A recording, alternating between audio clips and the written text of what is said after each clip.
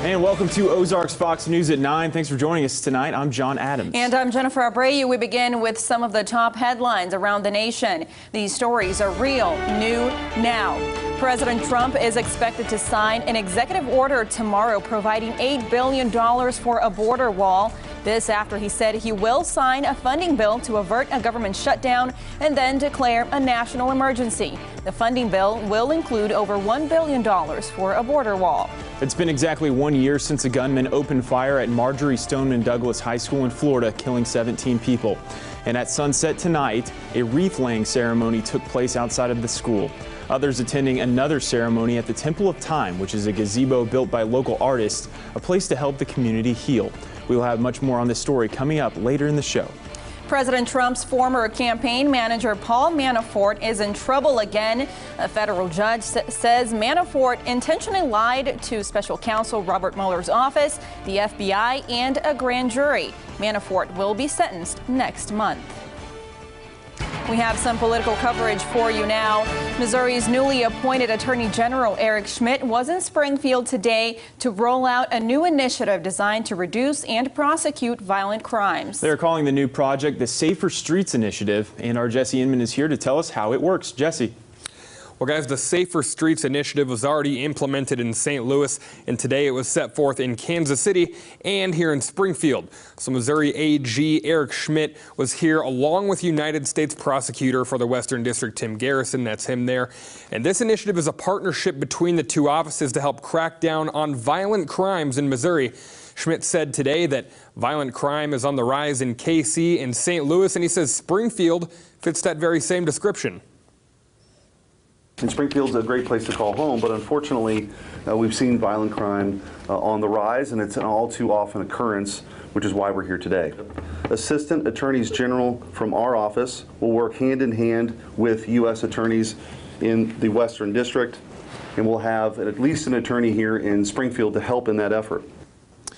So, Jesse, it sounds like state, U.S., and local prosecutors will all be working together to make this work. What exactly will they be helping with? Right. So Schmitt said today that they'll assign at least one experienced attorney to the role of Special Assistant United States Attorney. Now, that person will handle all types of federal cases, specifically focusing on homicides, gun crimes, and carjackings. That's what the release said today.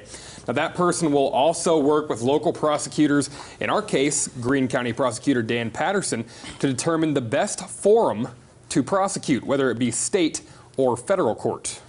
Now, Jesse, Schmitt also mentioned there that violent crime rates here in Springfield are on the rise. Is that right? Well, I spoke to Springfield Police Department's Public Information Officer Jasmine Bailey and also Sheriff Jim Arnott on that subject today. Now, neither of which had any representation at today's press conference. They both have crime reports that indicate that violent crime has not seen a big increase. In fact, Springfield numbers have actually gone down. But Arnott says more prosecutors helping out, not a bad thing. All right, something to follow up on. Thanks, Jesse. Well, new at 9 tonight, a teacher in Barry County has been charged for having a sexual relationship with a student. According to prosecutors, 24-year-old Chelsea Leroy began texting a 16-year-old last fall. The teen said the relationship became physical a few weeks after that. Leroy worked at the Southwest R5 district as a drama teacher and a substitute teacher for other classes as well. She has been charged with second-degree rape and sexual contact with a student. And a Springfield man is behind bars tonight for allegedly molesting a 7-year-old child multiple times. 19-year-old Devontae Bullock was arrested yesterday and is being charged with 2 counts of first-degree child molestation. Well, security camera footage catching 3 Jefferson County deputies putting mud on a security camera.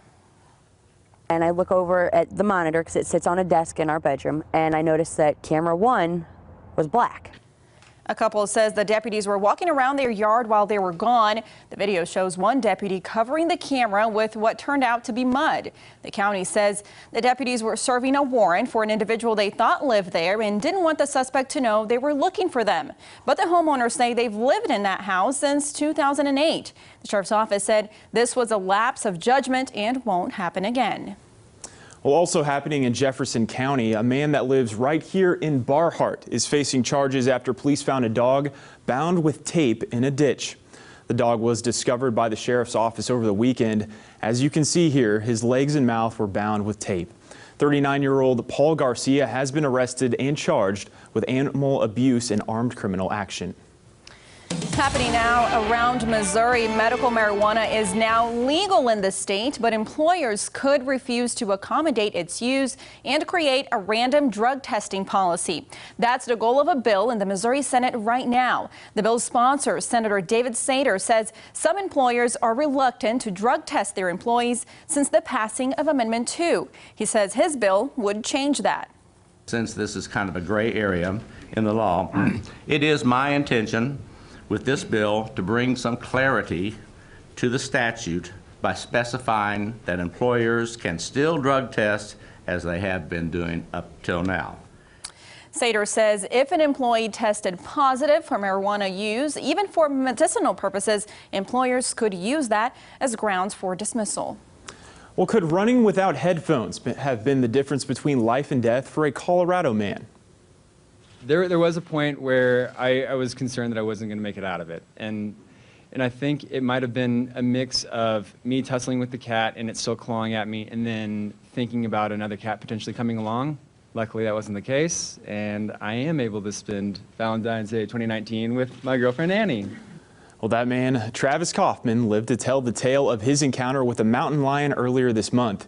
He says not wearing headphones allowed him to actually hear that big cat coming up behind him while he was running. He received 20 stitches for cuts he suffered in that attack, but made it out alive.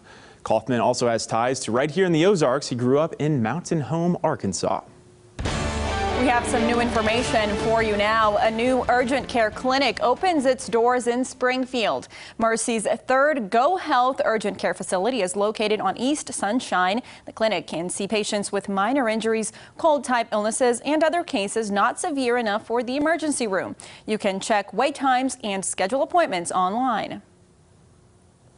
So currently we're seeing a spike in flu cases. We've had a number of patients coming in, mostly with influenza A. And so, yes, our primary care offices and our urgent care clinics here in Springfield have been quite busy. 2 doctors will work out of the building and are able to see 70 to 80 people a day. Well, in Ozarks area, a law enforcement officer is retiring. This man, Captain Mark G. Inman, you see him right here, is currently the commanding officer of Troop G. Inman has been serving for 28 years with the patrol. He grew up right here in Springfield and graduated from Glendale High School. His retirement actually takes effect on March the 1st. Congratulations, Captain Inman, on a great career. Well, if you're looking for something to do this weekend, a special Civil War exhibit is now on display at Wilson's Creek National Battlefield. It's called The Sons of Erin.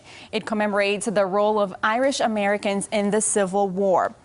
You'll be able to see unique artifacts like drums, photographs, and pistols. Roughly 150,000 Irish American soldiers fought for the Union, and another 20,000 served the Confederacy. The exhibit is open every day from 8 to 5 until midsummer. Moving on to weather now. Jamie, what is our weekend going to look like? Well, not looking good early on, certainly. I mean, we've got, looks like a little bit of a winter storm coming through the area on Friday, a wide range of precipitation types and also amounts. We'll break that down for you. The overall weekend looking a little better as things will try to warm up. I'll have all of that in your forecast coming up next. You're watching Ozarks Fox News.